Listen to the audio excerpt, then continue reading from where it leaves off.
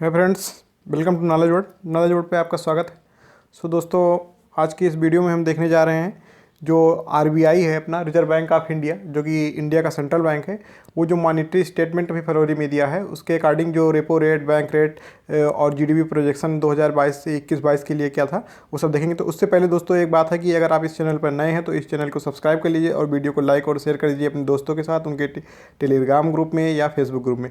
So let's start our video. तो देखेंगे दोस्तों, जो आरबीआई है, तो आरबीआई तो आप जानते हैं रिजर्व बैंक ऑफ इंडिया, जिसका फुल फॉर्म है आरबीआई। आरबीआई जो रिजर्व बैंक ऑफ इंडिया है, इसका फुल फॉर्म है। और ये आरबीआई एक्ट 1934 के द्वारा बना था। आपको पता होना चाहिए आरबीआई एक्ट जो 1934, reserve bank of India act 1934 के द्वारा इसका इस्टेब्लिश हुआ था। और शुरुआत में ये प्राइवेट ओन्ड बैंक था दोस्तों। तो इसका जो काम है दोस्तों आरबीआई का, तो आरबीआई क्या करता है, ये जो इंडिया का रुपी है उसको इशू करता है दोस्तों, और सप्लाई करता है इंडियन मार्केट में रुपी को। मतलब ये इशू करता है रुपीज़ को एंड सप्लाई करता है रुपीज़ को। और ये दूसरा एक काम करता है, ये मॉनिटर करता है, रेगुलेट करता है जो इंडियन बैंकिंग सिस्टम है, जैसे एसबीआई हो गया, फेडरल बैंक हो गया और ये बीओबी हो गया, तमाम बैंक है, ऐसे बहुत सारे बैंक हैं भारत में, तो उनको ये रेगुलेशन का भी काम करता है। तो आरबीआई का जो मेन वर्क है ये इशू करता है एंड सप्लाई करता है इंडियन रुपी को और रेगुलेट करता है इंडियन बैंकिंग सिस्टम को दोस्तों। सो मैंने आपको बताया कि इनिशियल में ये आरबीआई जो था, आरबीआई एक्ट 1934 के द्वारा बना था। आरबीआई एक्ट 1934 के द्वारा इस्टेब्लिश किया गया था। और ये दोस्तों 1949 में इसे नेशनलाइज कर दिया गया। 1949 में इसे नेशनलाइज कर दिया गया। जब ये नेशनलाइज्ड हो गया दोस्तों, तो ये कम्प्लीटली आ गया गवर्नमेंट ऑफ इंडिया के अंडर। जब ये चीज़ नेशनलाइज हो गया, इसका राष्ट्रीयकरण हो गया, तो ये आ गया गवर्नमेंट ऑफ इंडिया के अंदर। अब ये प्राइवेट नहीं रहा था 1949 में। तो क्वेश्चन पूछा जाता है कि 1949 में किस संस्था को नेशनलाइज किया गया, राष्ट्रीयकृत किया गया। तो आपके ऑप्शन रहते हैं आरबीआई, सेबी, इरडा, तो तमाम ऑप्शन रहेंगे, तो आपको आरबीआई टिक करना है। तो आपको ये जानकारी याद रखनी है कि 1934 में आरबीआई एक्ट 1934 के द्वारा 1935 में इसकी स्थापना हुई थी, 1 अप्रैल 1935 को, 1 अप्रैल 1935 को, और 1949 में ये नेशनलाइज हो गया था दोस्तों। इसका आप देखेंगे हेडक्वार्टर जो है, हेडक्वार्टर मुंबई में है। हेडक्वार्टर इसका मुंबई में है, जो कि महाराष्ट्र में पड़ता है। मुंबई महाराष्ट्र में पड़ता है दोस्तों। तो मुंबई महाराष्ट्र में इसका हेडक्वार्टर है। और इसके पहले गवर्नर, इसकी जो काउंसिल होती है उसमें एक गवर्नर होता है दोस्तों, और इस गवर्नर को असिस्ट करने के लिए 4 डिप्टी गवर्नर होते हैं। 4 डिप्टी गवर्नर होते हैं। तो इसके जो पहले गवर्नर थे दोस्तों, वो सर ओसबोर्न स्मिथ थे, जो 1935 में इसके पहले गवर्नर सर OSBORN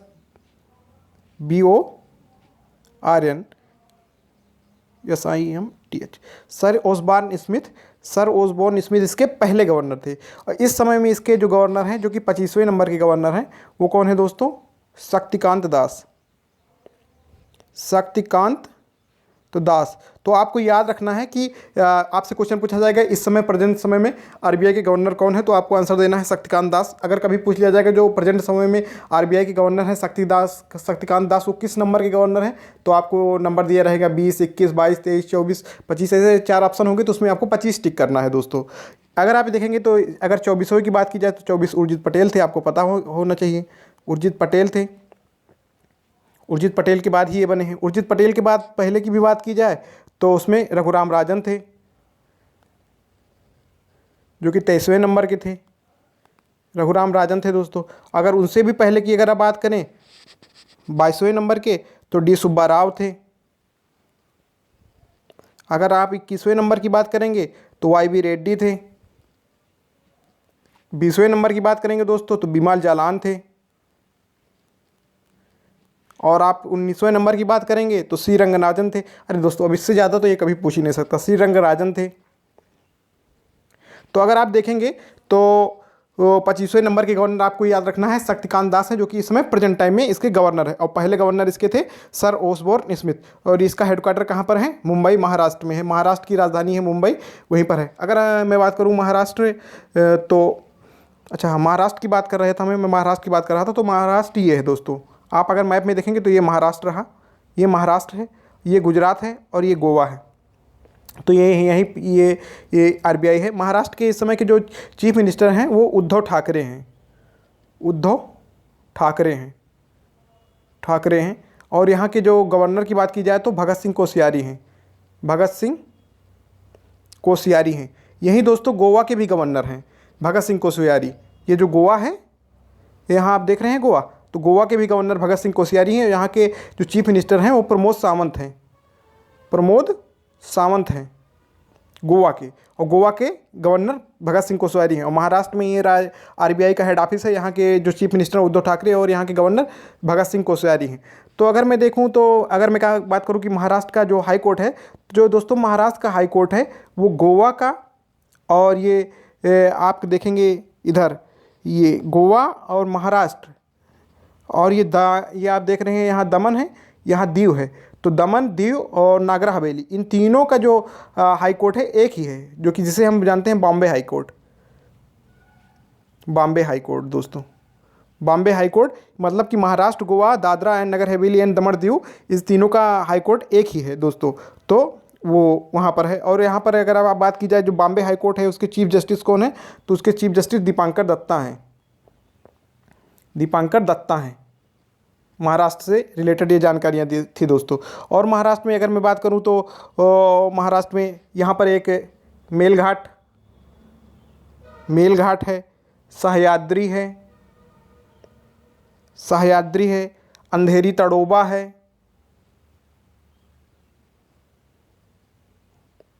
तड़ोबा है दोस्तों।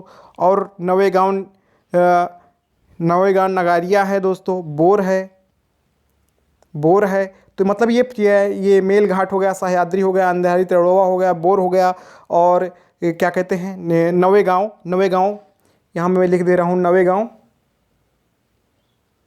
नवेगांव, ये सब टाइगर रिजर्व हैं। 5 टाइगर रिजर्व आपको याद रखने हैं, महाराष्ट्र के हैं दोस्तों। नवेगांव और मेलघाट, सह्याद्री, अंधेरी तड़ोबा और बोर, तो आपको ये याद रखना। अभी यहाँ पर ही हाल में ही एक वाइल्ड लाइफ सेंचुरी बनी है, जिसे कन्हरगांव वाइल्ड लाइफ सेंचुरी भी बनी है। कन्हरगांव वाइल्ड लाइफ सेंचुरी भी अभी महाराष्ट्र में बनी है दोस्तों। तो आपको पता होना चाहिए चंद्रपुर, महाराष्ट्र के चंद्रपुर, ये 5वीं वाइल्ड लाइफ सेंचुरी है, वहाँ की 5वीं वाइल्ड लाइफ सेंचुरी है, और कन्हरगांव में बनी है, जो कि चंद्रपुर में पड़ता है इसकी। तो आपको महाराष्ट्र के बारे में ये जानकारियाँ पता होनी चाहिए। या मुझे लगता है कि आपको बहुत कुछ पता चल चुका है महाराष्ट्र के बारे में, तो आप अपने अब तक देख लिया। ये महाराष्ट्र है, ये गोवा है और दमन दीव, इन तीनों का जो हाई कोर्ट है वो बॉम्बे हाई कोर्ट एक ही है। और महाराष्ट्र के बारे में आपने उसके टाइगर रिजर्व जो थे मेलघाट, सह्याद्री, नवेगांव, अंधेरी तड़ोबा, बोर, उनके बारे में बता दिया। और कान्हरगांव वाइल्ड लाइफ सेंचुरी जो कि चंद्रपुर में अभी महाराष्ट्र में ही नई बनी है, वो 5वें नंबर की है। और यहाँ के जो चीफ जस्टिस हैं हाई कोर्ट के, वो दीपांकर दत्ता हैं, और सीएम उद्धव ठाकरे हैं, भगत सिंह कोश्यारी वहाँ के गवर्नर हैं। और गोवा के बारे में बता दिया, वहाँ के चीफ मिनिस्टर प्रमोद सावंत हैं, और वहाँ की जो गवर्नर है भगत सिंह कोश्यारी हैं, उनको एडिशनल चार्ज मिला है दोस्तों। उसके ऊपर ही ये गुजरात की राजधानी गांधी नगर है। यहाँ के जो विजय रूपाणी चीफ मिनिस्टर हैं, गुजरात के विजय रूपाणी चीफ मिनिस्टर हैं। और यहाँ के अगर आप बात करेंगे गवर्नर की, तो आचार्य देवव्रत हैं। और यहाँ का जो हाई कोर्ट है दोस्तों, ये एक्चुअल में गुजरात की राजधानी गांधीनगर है। लेकिन क्वेश्चन क्या पूछा जाएगा कि गुजरात का हाई कोर्ट कहाँ है, तो गुजरात का हाई कोर्ट अहमदाबाद में है। तो अहमदाबाद हाई कोर्ट है यहाँ पर, ना कि गांधीनगर। गुजरात की राजधानी तो गांधीनगर है, लेकिन जो हाई कोर्ट है वो अहमदाबाद में है। तो ये है। और अहमदाबाद हाई कोर्ट के जो भी चीफ जस्टिस हैं वो कौन है, विक्रम सेठ हैं, आपको पता होना चाहिए। तो आपकी इतनी जानकारी, पर्याप्त जानकारी, सफिशिएंट जानकारी है। तो हम लोग अपना देखते हैं।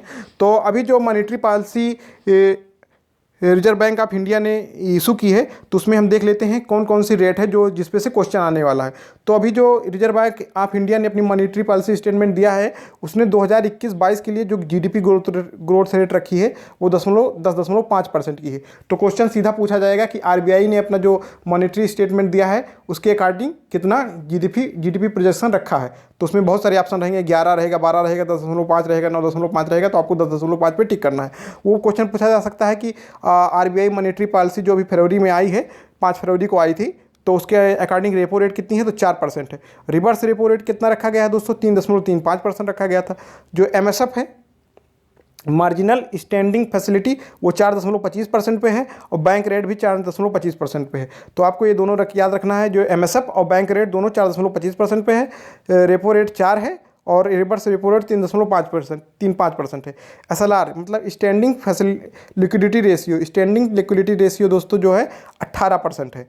और जो आपको ये एक चीज़ और याद रखी है कि जो आरबीआई का फॉरेक्स है, जो मतलब कि वो फॉरेन मनी जो रखता है, करेंसी रखता है, वो ऑल टाइम हाई है इस समय पूरे हिस्ट्री में। अगर आप इंडिया की हिस्ट्री में देख लेंगे तो इतना फॉरेक्स कभी नहीं था। तो 540 बिलियन यूएस डॉलर का फॉरेक्स इस समय आरबीआई के पास है दोस्तों। तो इतनी जानकारी काफ़ी है, इससे 2-3 क्वेश्चन बन सकते हैं और पूछे जा सकते हैं, आप उसे आसानी से कर लेंगे। तो वीडियो को बार बार रिपीट कीजिए दोस्तों, इस वीडियो को अपने दोस्तों के साथ शेयर कीजिए ज़्यादा से ज़्यादा, और उनको भी चैनल सब्सक्राइब करने के लिए बोलिए। So thank you for watching this video.